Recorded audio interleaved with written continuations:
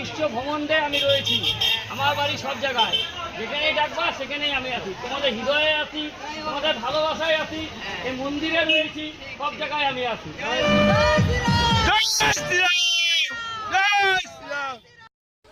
স্বয়ং রামচন্দ্র যেন এদিন কোচবিহার জেলার যেখানে রাম নবমী পালন করা হচ্ছে বা এই জেলার বিভিন্ন জায়গায় তাকে দেখা গেছে।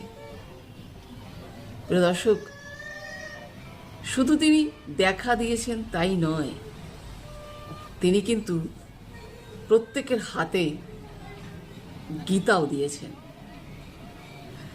যারা বাইক চালিয়েছেন তাদেরকে বার্তা দিয়েছেন হেলমেট পরে বাইক চালান, কারণ আপনার জীবন রক্ষার দায়িত্ব আপনাকে নিতে হবে।